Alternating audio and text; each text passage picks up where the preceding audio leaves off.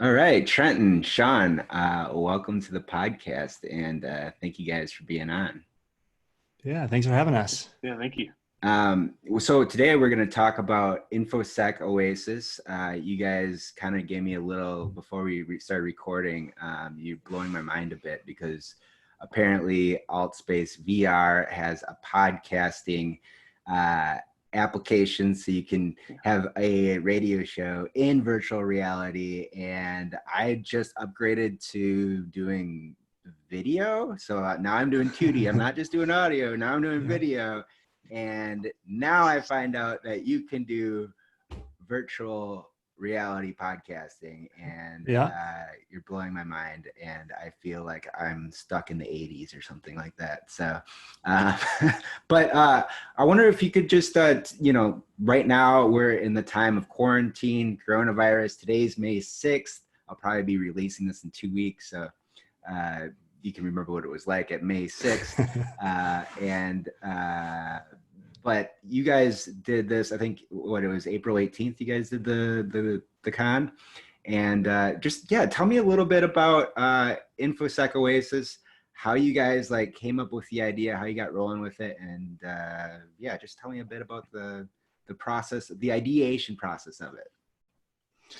Yeah. So it's something I've been wanting to do for a while. I love the idea of doing a conference in VR, and had looked for platforms to try to do it in and people to be interested in.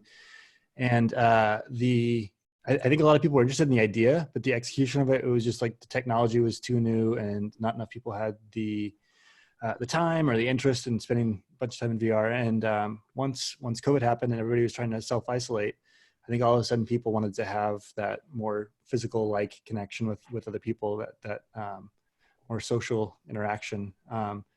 And so started talking to people, and I talked to Sean. Sean and I worked together, and he was immediately like, yes, let's do this. And so we jumped into AltSpace, just trying to look at different platforms. And immediately Sean started making friends with everybody and got to know a whole bunch of people in AltSpace. And after, I'll let you tell about kind of that first night, but then that's kind of how it got kicked off. Yeah, and I can tell you I'll go back to my beginning of how it happened for me. But a couple of years ago, I talked about doing not AltSpace, because AltSpace I don't know if it was around back then, but I didn't know about it for sure. But I had thought about doing a VR conference of some sort, or meetups or something like that, just because I think that it's really important to do knowledge sharing, and I don't think we do enough of it. And I wanted to make it so that way we could have anybody anywhere kind of come together, and we could have a group kind of meetup or conference and share that knowledge. And when I was working at a different place, one of my coworkers was like, well, that's kind of classist, because you're saying you have to have you have to be wealthy enough to have a VR headset to get free information. And it really kind of hit me, and I was like, she's right. That's a really, really good point. And so I never really did anything with it. And then Trent came to me and said, hey, I found this platform called AltSpace. You should check it out. And I was like, okay, great. And he was like, what do you think about doing a conference in here? And I was like, well, I don't know. And I just remember, here's that coworker on my shoulder, saying, hey, don't do it. It's how do you make that bar lower, basically?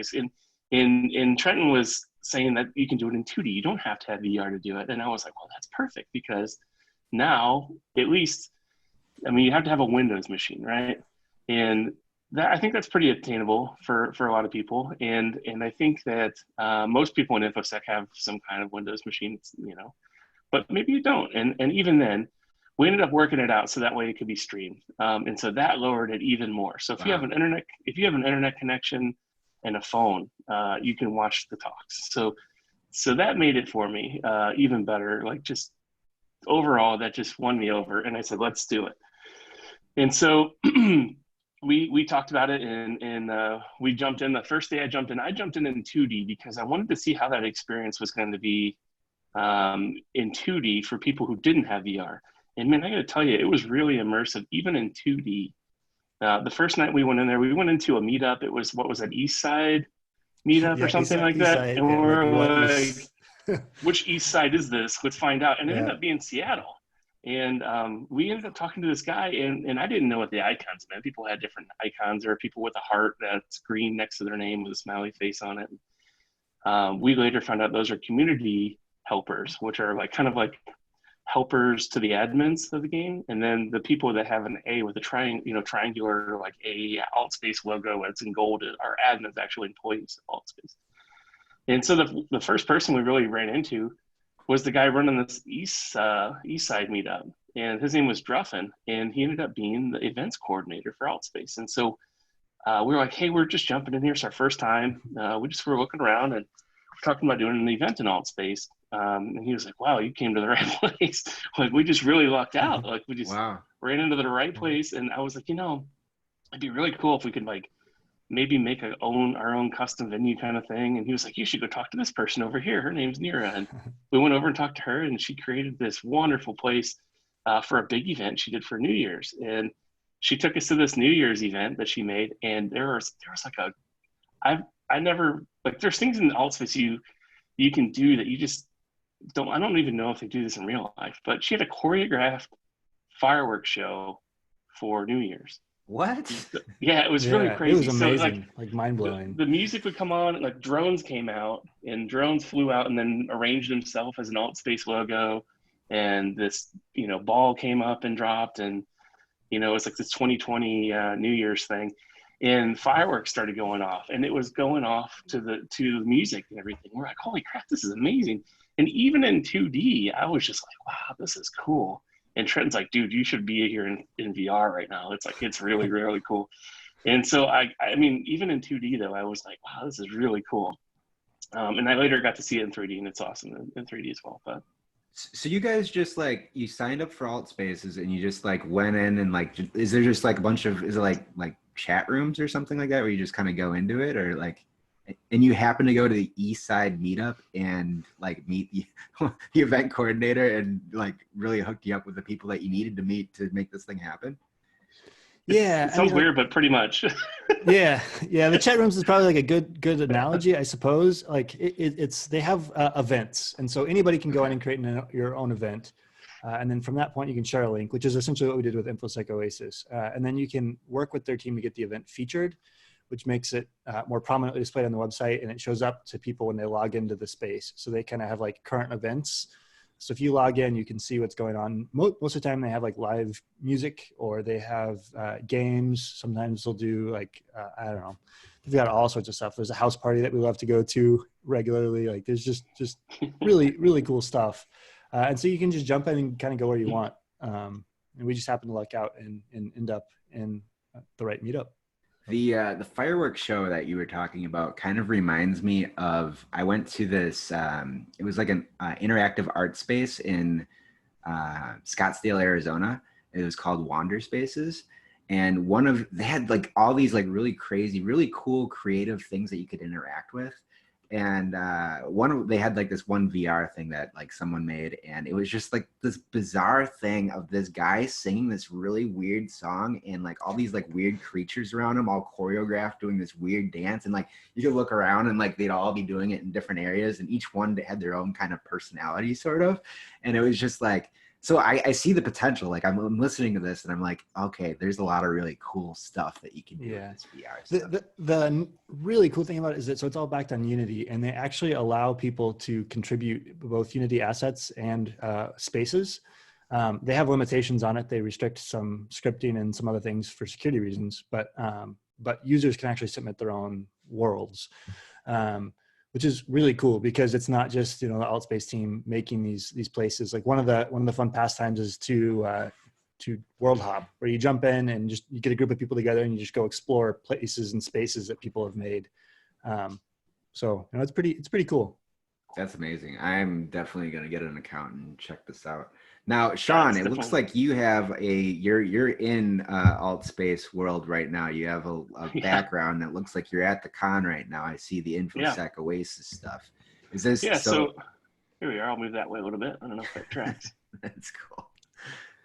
So what are we looking at here? Is this what it looks like when you right about my fingers? You can kind of see. That's I think that's Grifter Neil Weiler on stage presenting about his talk about the Black Hat sock in maybe DEF CON. I can't remember, but So he was doing a presentation, and that was him on stage, and this is his audience over here. These are all people. They're all actual people. They're all either in VR or in 2D, and they were just hanging out in their seats watching the show.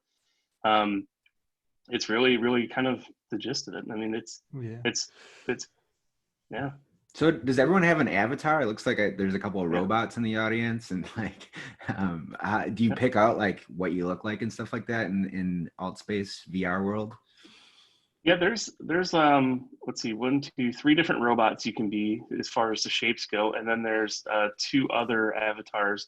One's like a male and one's a female, like appearance, and then you can customize them more. In robots, you can just do their colors, and then the other one, the male, female, you can adjust all kinds of different things, shirt colors and shirt patterns and pants and all that stuff. So yeah, they're definitely more. I mean, there could be more customization options, but I think it's pretty good for. Tell me a little bit about the space that you guys created. What was that process like? How did you make it feel con like? What things did you do so that people could interact with each other? Because I think Trenton, you mentioned that you didn't want you wanted to be something more than just 2D videos of people giving presentations. You wanted to have that con feel, even though you can't physically be at a con, where you're interacting and networking with people, learning cool stuff from someone that you just met and walking around or whatever.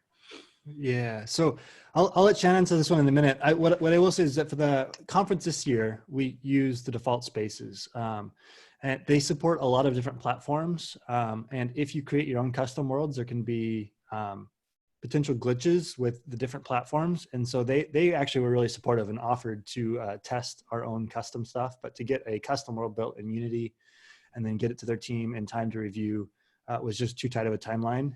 So we ended up using the default spaces. So like what you can see behind Sean right now is actually one of the spaces that they provide to users. And they've got some really neat spaces that are just default and available to everybody. We had some really lofty goals that I wish could have worked out, but they didn't. But I'll let Sean talk a little bit about his vision and then kind of what we did to make it social.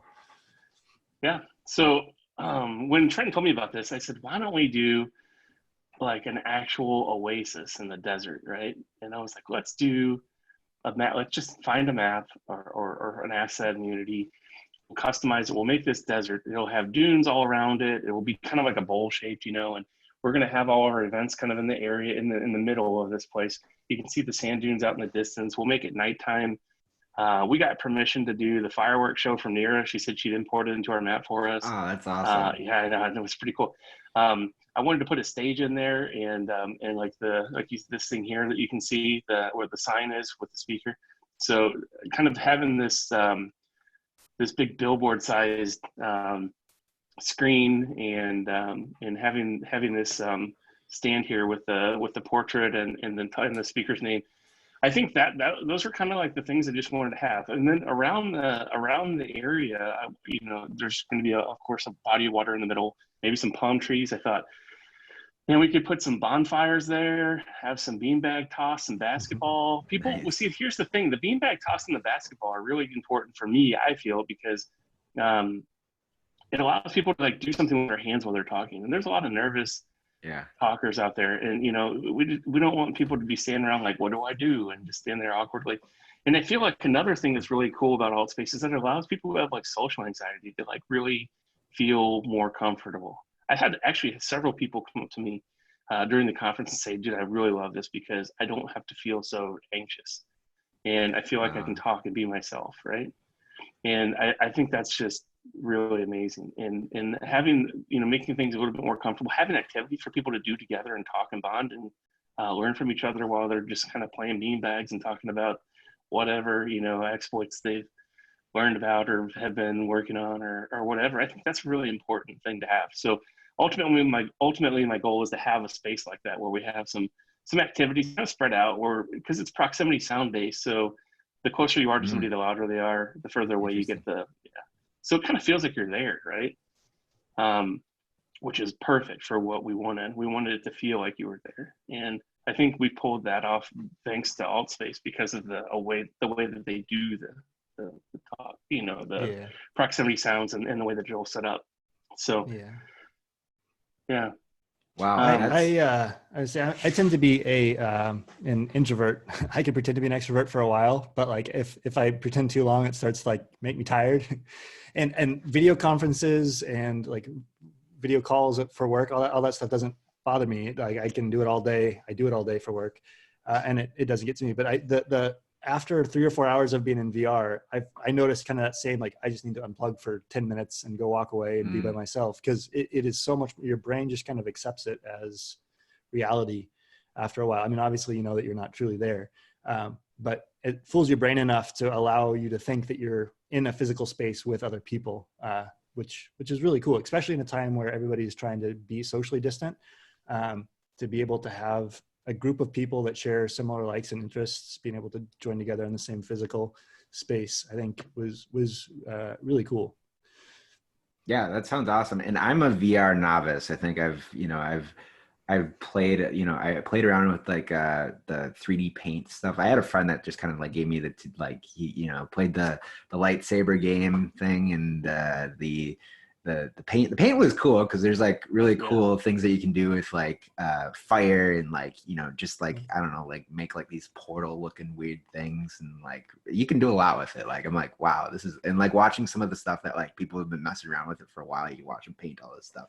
But I'm just wondering, like, what's like, just simply like, how do you move around? Like, how do you interact with people? Like, how does it work? Yeah, so there's so with VR, so I mean there's different headsets, but it's going to look something like this. So I mean, I use the comparison of like the cell phone, right? Like they first were in like this giant briefcase, and then they were like the clunky like giant brick phones, and then they were the flip phones, and now we've got like touchscreen like smartphones. We're kind of like past the clunky suitcase phase, but not much. So you strap that thing onto your head, and then you can walk around in within play area in a room that you set up. If you want to go beyond that play area, you can then teleport. So you kind of point a controller to where you want to go, and then just push a button and you'll just teleport there. So you tend to stay in the middle of a play area in the physical world, and then teleport where you want to go. And then once you're close, you can kind of walk around. And it takes a little while for your mind to get used to like being both in a virtual space and in like real space. But after you do it for a little while, it almost becomes second nature. Like your brain, the idea of teleporting places just becomes like a part of how you move. Interesting. I'm really bad at it. I was at some, like, it was like some conference or something, and they had like VR headsets you could put on, and I put on this one, and it was like, you guys are probably aware, it's called something, I don't know, but you push like a button on an elevator and it takes you up to the top floor, and you like walk The this plank experience. the plank Yes, thing. Richie's plank experience. Yes. And then they told me to walk out this plank and then jump off of it. And I jumped and forgot that like there's this concrete ground underneath me, and I landed on my knees. And I was just like, and there's like all these people around me. There's probably like 15 people laughing. It was like the most embarrassing thing. I think after that, I'm like, no more VR. I'm done. But now I'm back on VR now that I know I can podcast from there. Yeah. The first time I played it actually was at Sean's house. It was after a security meetup in the area, and he's like, I got VR. So I was like, I've never tried it. Let's go try. So he invited me over, and he showed me this. It was one of the Oculus games, but there was a table in VR. And after playing for about 10 minutes, I went up to the table to go lean on it.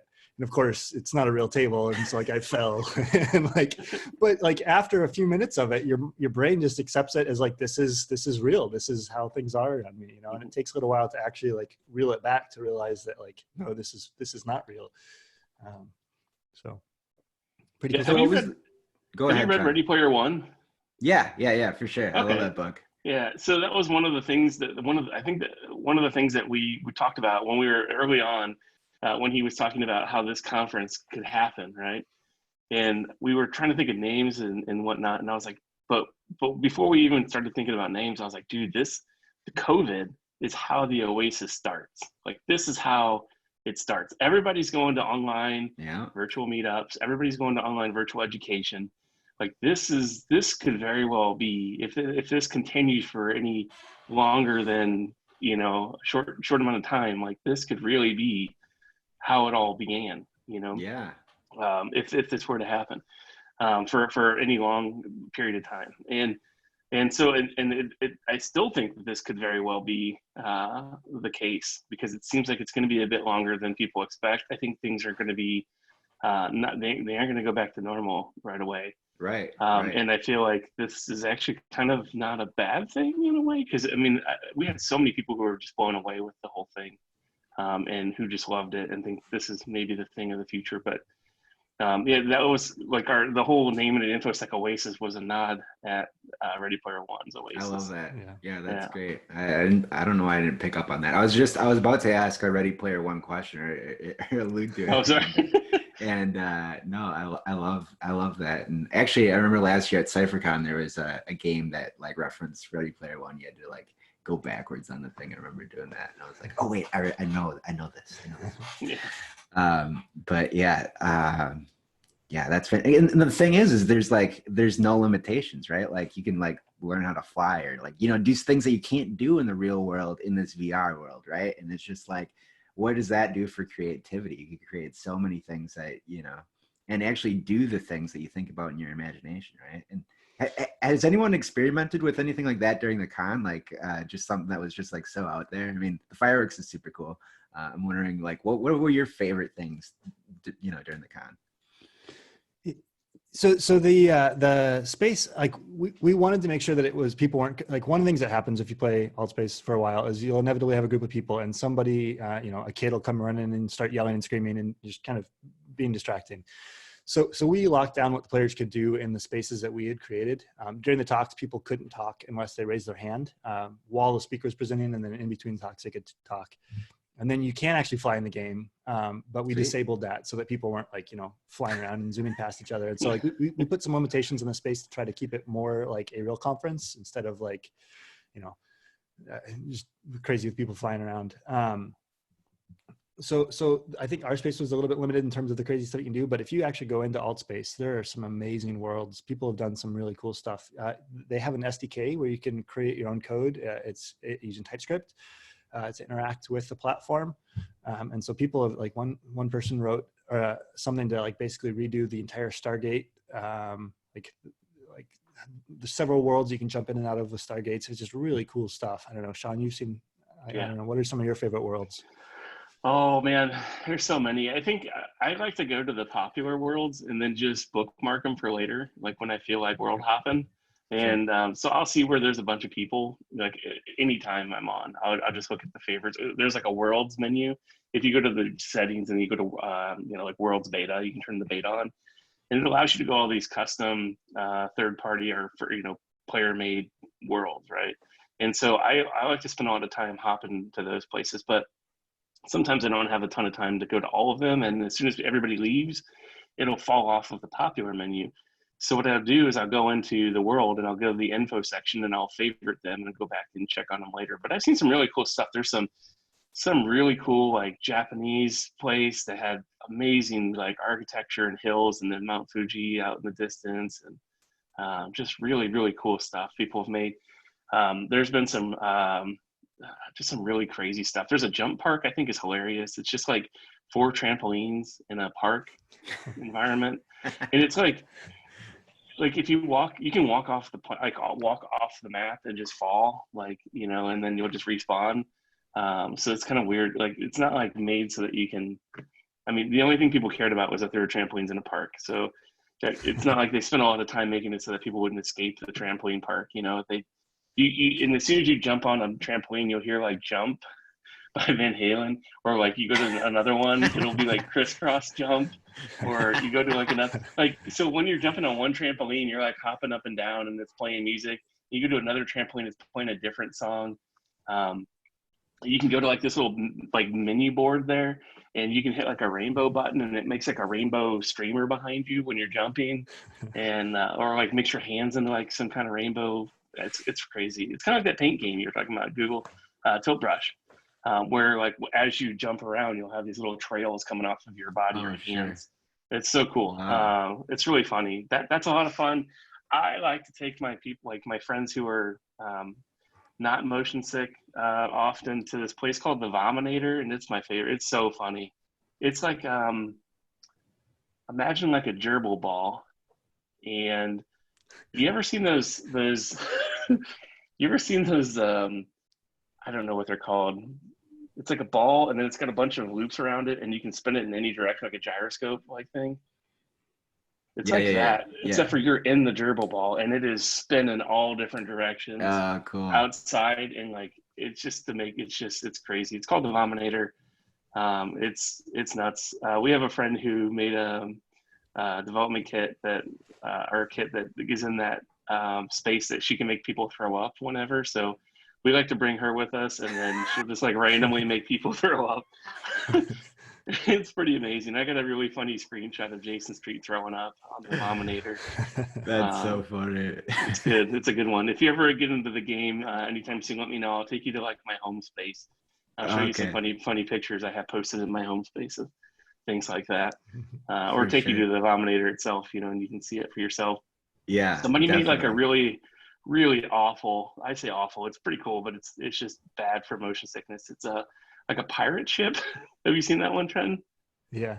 Yeah. It's imagine like being 2,000 feet in the air, and then those pirate ship carnival rides where it goes back and forth. Yeah. It's like one of those, but you're way up in the air, and like it's swinging, and the whole world's a tilting. Wow. And it's pretty bad. I think that one, it's a contender for the Vominator for sure. Yeah. There's lots of cool places, but besides that, there's like Trenton, you want to talk about the adventure world that we found? Oh man, there's been so many of them. I'm trying to think of which one that one is. That's the one with like the hidden rabbit hole that we found.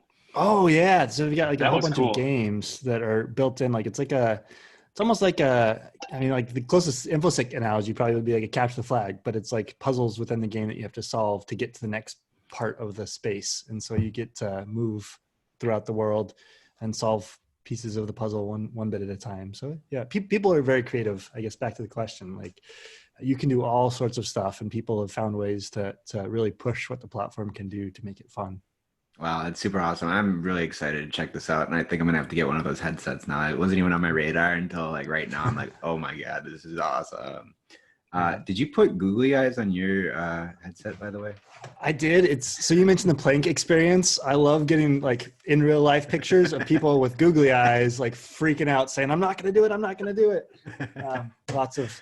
The worst was we had a good friend that came over, and so if you've played that game, you step into an elevator and you push a button, and it takes you up to a really tall top of the tall building, and you walk out on this wooden plank, and you hear these creaky sounds, and like you gotta walk to the end, and if you fall off, you fall into the concrete, or it looks like you do. But somebody got to the end of the plank and got scared, turned around, and then tried to jump back into the elevator, but the elevator was past the play space, so they slammed into the back of the wall. And so like that was the only injury we've had on VR so far. It was somebody trying to jump into a virtual elevator. And is that the Vive right there? Yeah, this is the original Vive. Sean's got the newer one. Yeah, I got a Cosmos. Looks like this. And those are the ones you have to have those connected to a machine, correct? Yeah, they're tabbed. This one is, his is not, but it's, it is. It's just wirelessly connected to a machine. Yep. Gotcha. What would you guys recommend to somebody that's like, maybe they're thinking about, diving into VR? What kind of headset should they get? Man, there's so many different decisions. It kind of comes down to what machine you already have. So the biggest expense really is not the headset. The headsets are expensive, but you need a rig to play it on. The Oculus Quest, I think, is probably the exception to that. It has some built-in hardware. And then if you really want to just like peek at it, some of the mobile stuff, like you mentioned earlier when we were talking ahead of time, things like Google Cardboard, right? Like it's not nearly as immersive. It's not going to give the full experience, but if you want to like just get an idea at a really low price point, that's a fun way to play with it too. I don't know, Sean, what do you think? Yeah, I mean, I hear things about the Go being okay. People want to have two hands. So the Go only has the ability to track one of your hands. The Quest, I hear, is better because it's not as heavy. I hear that it lasts a bit longer. It also has two controllers for hands, so you can interact with more things. If you were going to get one of those, I'd recommend getting like probably the bigger storage if you can, just so that you have the longevity. You can install multiple games and not have to uninstall stuff. Because there's no upgrade option for that. You can't like just plug in another SD card or something and increase the storage. So the bigger the storage is better. It's kind of like a phone, right? Sure. And then if you have a computer, I would say then, I mean, there's a lot of options out there. There's the Rift S, Oculus Rift S. If you'd rather not have Oculus, you can go with HTC Vive. I got an HTC Vive Cosmos. They're probably about $600-700 or something like that. The Rift, I think, is maybe $499 for the Rift S, and it's not bad. I had a Rift before, and I loved it. And then, of course, Valve makes their own. What's theirs called? The Valve Index. It's kind of pricey. It's about $1,000, but it has like finger tracking, which is kind of interesting. Oh, wow. I think. And so anyway, but it's pretty cool. There's a lot of options out there. But I want the Cosmos. I think it's supposed to have better picture than the Rift.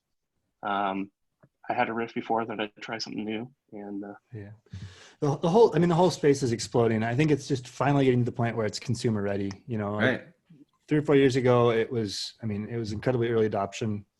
Whereas now I feel like it's becoming mainstream enough, and there's enough software out there to make it entertaining enough to almost justify the purchase for a lot of people.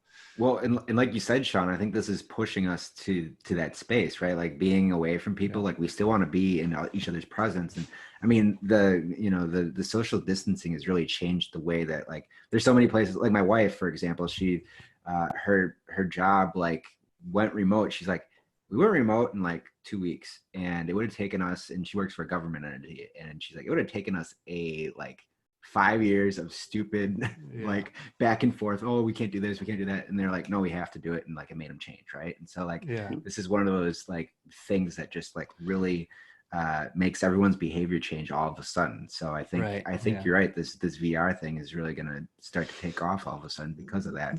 I mean, the other interesting, like, so the headset, like, you know, you're paying probably about $1,000 if you've got a gaming rig, more than that if you don't. So the costs sound expensive, but like, so Sean and I both work for a company that takes our team to DerbyCon, or has taken our team to DerbyCon almost every year.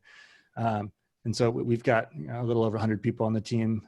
So you add that up, you know, 100 people going and flying to DerbyCon and doing hotels and travel costs, and like that can get to be really expensive. And I know a lot of people are doing the same thing, especially in security, right? Like the way you get better and stay sharp in security is through conferences and information sharing and training. You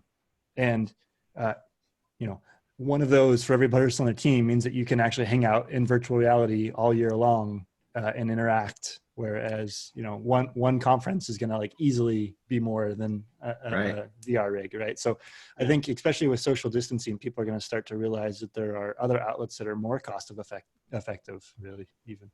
Yeah, and not to say that traveling's like, I love traveling, like to the cons and stuff. And I think being in person at a con, there's no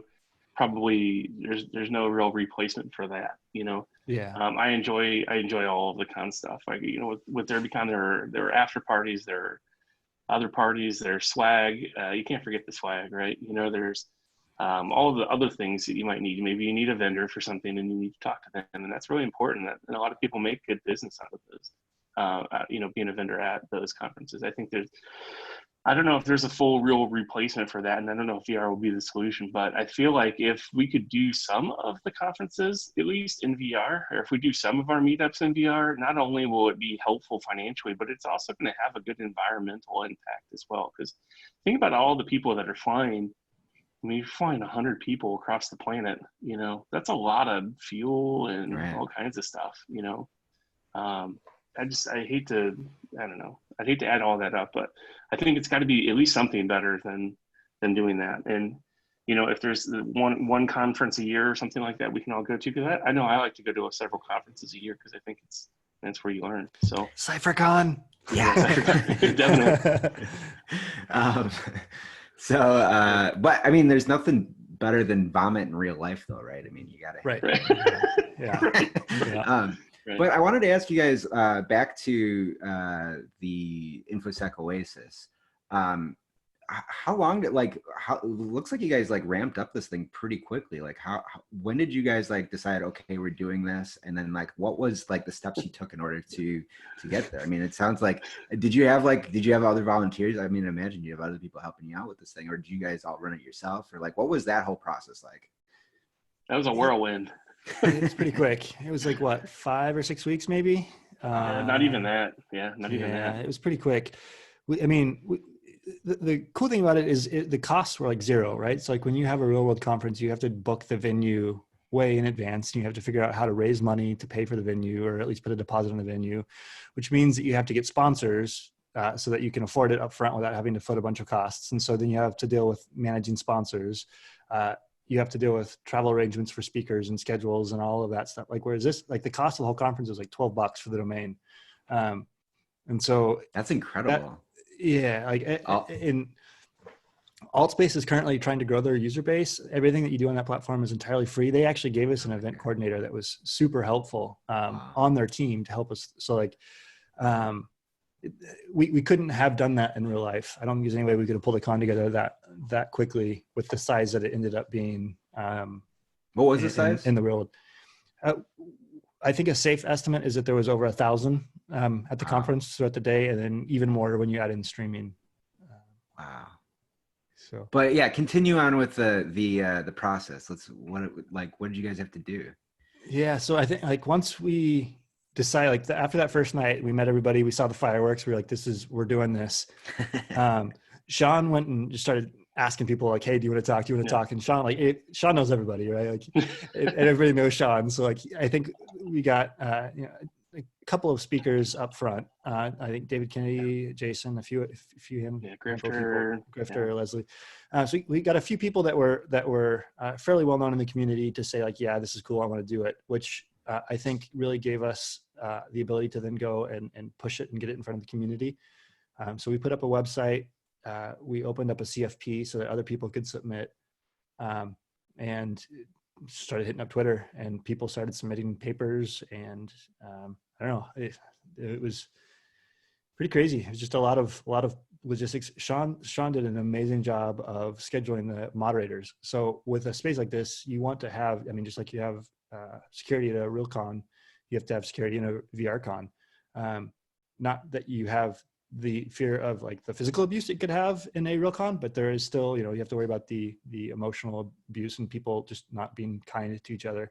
And so I guess Sean, I'll let you talk a little bit about that process.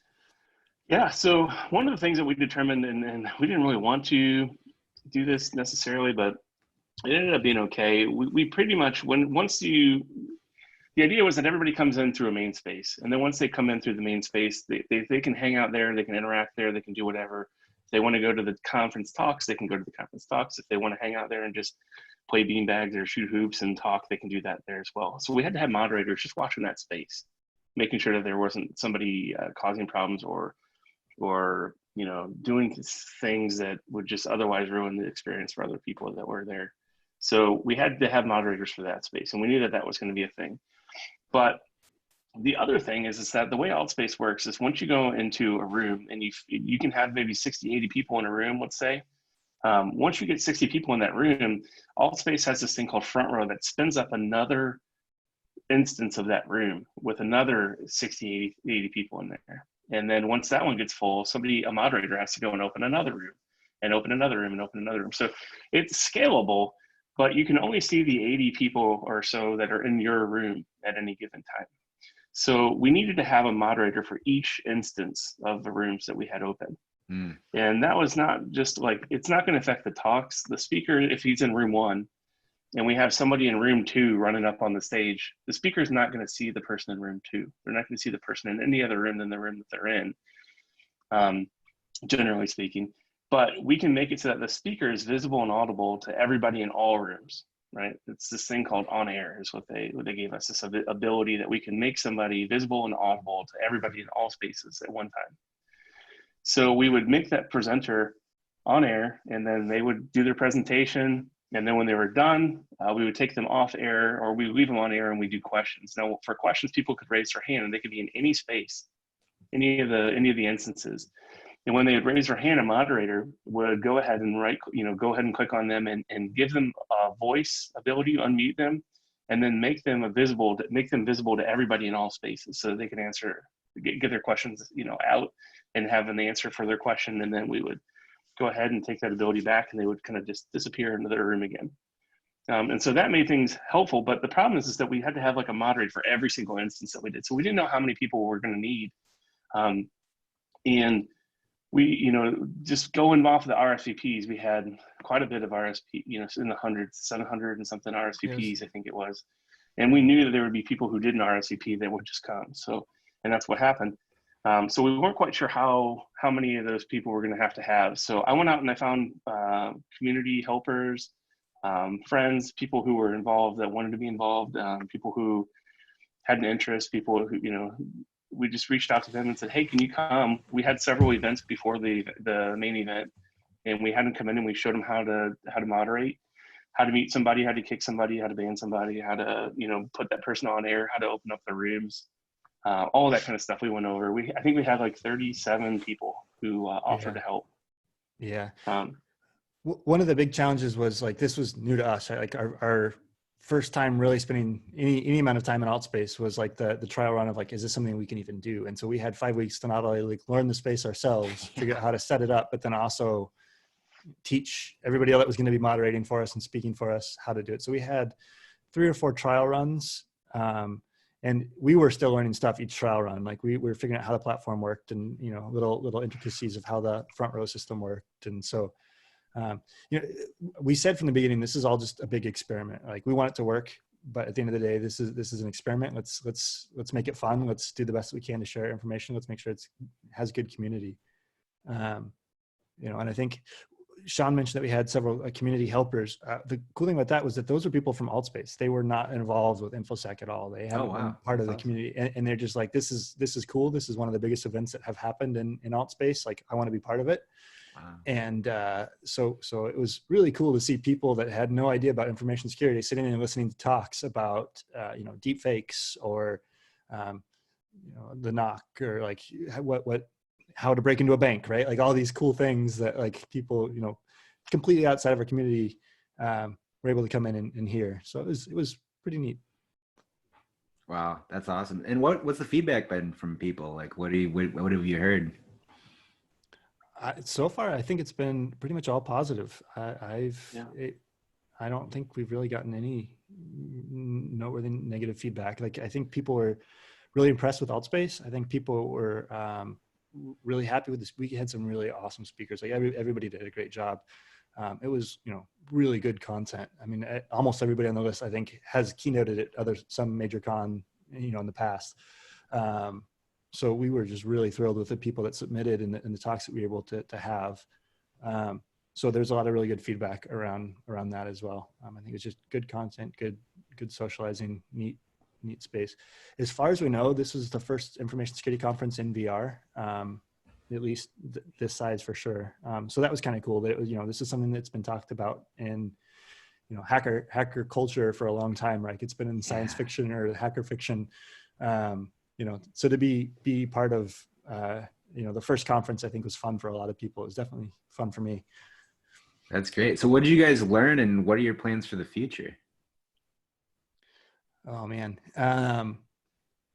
Well, so I think a lot of what we learned, well, first I thought this was going to be easy. I was like, this will, it's VR. Let's just get some friends together. And then when it started ramping up and we went to like, 100 and then 200 and then 500 and then 700, like it went from like, this is going to be like a fun event where we just try something to like, this is a real conference with a whole bunch of people and a lot of big speakers. Yeah.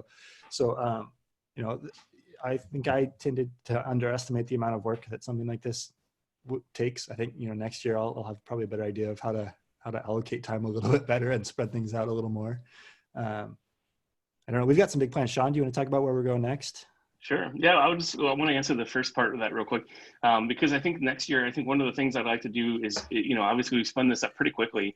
And I mean, we only had the website up for maybe 3 weeks before the conference even, before it started. So there wasn't a whole lot of time for people to RSVP for it. We had people word of mouth and Twitter, and I think I posted a couple places on Reddit, just to kind of get it out there, just to see if anybody was interested.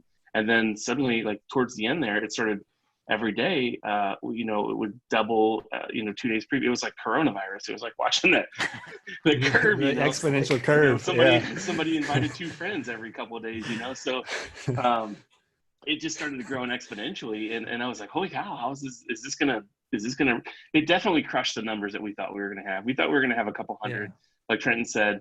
And then I think the line that I have, the average line that I had there on my chart, I was logging like pretty much every day or every couple of days how many people in the beginning at least, and then towards the end it was like every day how many people are going to RSVP, and it started to get like I said, it was just starting to go up exponentially. I was like, this is crazy. So I think next year we would probably want to launch earlier so that we would have a better idea, get more coverage and things like that. We're probably going to need, if we're going to do that, that would need more helpers, more people to come and help moderate and things like that. But, Yeah. and then as far as the future goes, we learned a lot of really cool things. We learned that people really want to have this interaction with people more often. We had some people who came in and they, people who spoke or people who were part of it said, this really brought me out of a slump. I was in a bad slump. I felt like I wasn't getting enough interaction with people. And this, like Trenton said, this was real enough. Your mind gets kind of tricked into believing that you're physically there, that this really helped them feel better. It kind of brought them out of, it was some kind of light, some kind of bright light there at the end of the tunnel that wasn't a train, that they felt like they could come and interact with people, and it kind of filled that space in their lives that they were missing. And I felt like that was a huge, wonderful feedback that was beyond what we ever expected. Obviously, that's gotta feel really good. We just wanted to hang out with some friends. We didn't expect to like fill a void. Someone's like really fill like a mental health, void. We're all going through a weird time right now, so it's like, it's cool you guys were able to like make this thing happen. That's awesome. I think you mentioned too, I don't know if you mentioned it before we started recording, you had a couple bands play. So we had some. So do you want to talk about the other thing, Trenton, or is that something we can have the music? I guess one other quick call out before I lose it, based on the prior question of things that we learned. One of the things that was really cool, it was how helpful this community can be. We had a lot of people that just immediately were like, this is awesome, I want to help. I think within the first week we had somebody that's like, let's spin up a test event, I'll help host it, let's get people on the platform early. So people were like, let's start getting people used to the space. I think McLuffin did that. I Heart Malware, or Ronnie, offered to jump in and stream the entire event, which was something we wanted to do, but we didn't have the extra hardware and bandwidth to like moderate the event, run the event, and try to deal with streaming. So like he came in and that helped, I think, several, probably close to 1,000 people view the event that couldn't have seen it otherwise. So I think one of the other big lessons learned is just how cool the community, I mean, I think we kind of already knew this, but it was demonstrated once again that this, InfoSec community can be a really awesome community to be a part of, and can be really tight knit. You got a lot of really good people out there. Yeah, definitely shout out to Ronnie, I Heart Malware, for that. I mean, we wanted to stream it. We just didn't know how it was going to happen, how we could do it. And then he just picked it up and ran with it. And we were so grateful for that. He was on the phone with his ISP and, getting higher bandwidth, and they were shipping out a new router for him. And he's got an extra laptop. I think he borrowed his wife's computer and like set it up to stream, and he just did a fantastic job. That's great. Not only did he come and speak, but doing all that stuff was just above and beyond what we ever dreamed of. So and it made it more, it made it reach a bigger crowd, right? So there are a lot of people. I know there were people who messaged from work who said, I can't get on. And then we were like, oh, but there's a stream, and they're like, oh, great. I was worried I was going to miss it, and it was so great to be able to send them that information. And even afterwards, people who were like, oh man, I totally wanted to come and I overslept, or whatever, because they were overseas. And, I was like, oh, but you can watch it. They're like, oh, awesome. So that was my next question. Yeah. Is it recorded somewhere where people can find it? So that's a great question, because one of the things that it's actually emerging right now is that Ronnie's been uploading the videos for us. And we're going to be releasing the videos on Friday. Awesome. On YouTube, but it was on Mixer. I don't know if it's still on Mixer. I'm not sure if that's if it's there or not, or if it disappears. Yeah, I think the streams are down. I think the videos will all go live on YouTube though. So hopefully by the time this is out, the videos will be out. Cool, awesome. And then if you guys have like a YouTube channel or something like that, I can put that in the show notes too. Yeah. Awesome. So the way that we've been doing most of the communication is through the InfoSec Oasis Twitter account. And then we've got a Discord link on the website, which is infosecoasis.com. Perfect. And I'll put all that stuff in the show notes and the website. Definitely feel free to, if you're watching this, feel free to jump in the Discord. You can talk to Trent and I or any of the speakers if you had questions about their talks or something like that. You can always reach out there. We like to keep it pretty chill and make sure that everybody's being respectful. But we haven't had. I mean, the community's so cool. We had. I think you had an issue. You had this kind of a scary thing happen in one of your talks, the first talk, right, Trenton, where you couldn't mute somebody, or maybe we didn't. At one point during the event, we didn't mute the whole crowd. I mean, people were so courteous and quiet. Like, I didn't know it for 5 minutes. Like normally, we went to a ton of events to just kind of get an idea of how they work and what the workflow is and how they're supposed to be run and what works and what doesn't work. And always there was people just yelling over top of each other, asking questions out of turn, being noisy. And so the only events that we saw that ever worked out were the ones where the moderators just muted everybody. So to be in a room where we forgot to mute everybody for 10 minutes and not have anybody take advantage of it was just that's pretty cool. Like, I know there's always, InfoSec drama or whatever, but from our experience with the conference, everybody was super respectful and was, great to have. Or someone yelling at their cat, all of a sudden, get out of my way, or whatever. Yeah. That'll happen. I mean, that happens.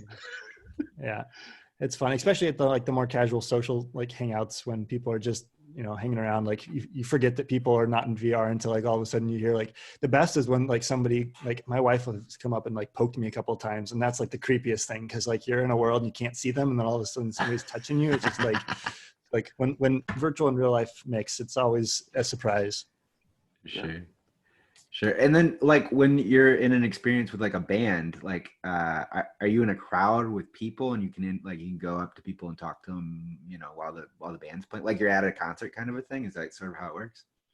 Yeah. So we got Sean found this really cool venue and became friends with owner of the space of the world, and they Trash Panda said that we could actually use it for the concert. So it was, if you've been to DEF CON or Black Hat, it was one of the cool high rise bars, it's nightclub style venue. It's really, really cool space. And so we had a live acoustic set to open it up. A guy that plays regularly in Altspace called VR Luke. If you want to go listen to him, he's regularly at the campfire, but really nice guy, offered to come and play.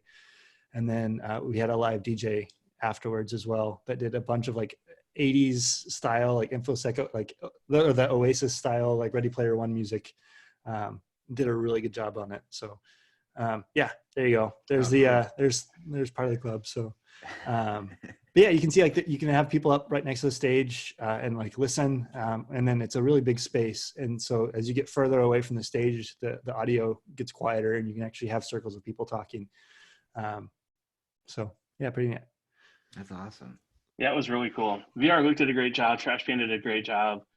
I think people really enjoyed it. We had a lot of people come to the after party, that's something that I think I would change next year too, is announce that too, because we didn't announce it until the day of that we were doing it, and so we didn't have as many people come as I think we'd hoped, but it was still really awesome. I think more people would have loved to come if we would have made it a little bit more publicized or whatever.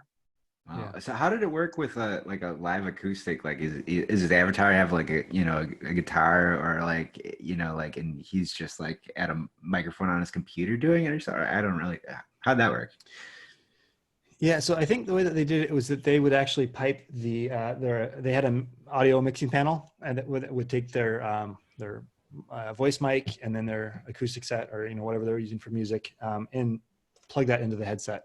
Wow. And they could adjust the volume on the player. Some of them, I think sometimes you'll see people that actually use a second bot for the audio, but both of these players, I think, did it straight through their main primary player's audio. Wow, I'm gonna have to get on this VR thing. This is amazing. This is so cool. Do it. Check it out. Next podcast, you guys, I'm gonna have you back in VR world, and we're gonna do it. Maybe I'll poke Mike and be like, hey, we got to do some kind of CypherCon VR thing or something. That sounds awesome. Yeah, let's do it. I know he's poked me a couple times about maybe trying to like doing something for CypherCon. So hopefully we can make that happen. I think it'd be a ton of fun to do like a CypherCon VR, even if it's just, in between conference time. So. Yeah, that'd be super awesome. It sounds like you guys had a lot of success with it, and yeah, I'm like, I gotta get it in VR world now. So this is awesome. Yeah. I didn't really know what to expect talking to you guys, but you guys have blown my mind. So thank you for that. Yeah. Well, thanks for having us. This has been fun. Yeah, for sure. Any final thoughts? Like, where can people find you? Like if they want to say hi on Twitter or wherever you are in the internet land. How can they sign up for AltSpace? All the things. Where can they find you? Let's start with you, Sean. Yeah, sure. You can find me on Twitter. At Sean the Peterson is my handle, and you can always add me on Twitter. You can find me on the InfoSec Oasis Discord if you want to jump in there and shoot me a message. My handle is the Rapture, and I'm available all the time. I'll respond if somebody DMs me or something. I'll hit them back up. Yeah, you can hit me up in AltSpace. We can go do stuff. We can go world hop together, whatever. And definitely come on the first of the month every month. I like the first of the month because it's not like a CitySec meetups where it's like every second whatever of the month. The first of the month rotates, so that allows people who have Wednesday soccer practice to show up on the next month when it's on a Saturday or when it's on a Tuesday or whatever. So I think we're gonna keep it on the first day of the month. It's easy to remember, from 5 o'clock till like 10 o'clock or so.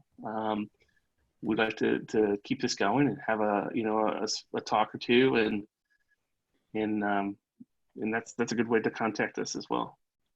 Yeah. Awesome. And that's people can find that like if they interact with the Discord, or is like how did Mm-hmm. Yeah. Okay. And once you get in the Discord, you're always, it's going to be in the announcement section. Sure. We'll have and we'll post the link there so you can RSVP for it, and in AltSpace. On their website, you can RSVP on their website, and then when you get in the game, you should be able to go into your events panel, and then the events panel will show what you're interested in, and you can just jump right in from when you start up the game. You get in the game, go to your events panel, and then boom, you can jump right into the event when it starts. So it's pretty quick navigation. Cool. Thanks, Sean. And Trenton, where can people find you? Yeah, so I have Twitter at Trenton Ivy. I post like probably once every 2 months, so I'm not super active there. But if you follow me there, I can you can DM if you have any questions. I try to hang out on Discord from time to time as well, so you can hit me up there as well. We also have the InfoSec Oasis Twitter account, so we'll be posting information about InfoSec Oasis specifically there. And also the website, infosecoasis.com. As we start to ramp up the monthly events, we're going to try to have speakers, probably one speaker a month, more or less. And so we'll be posting information there about kind of upcoming events.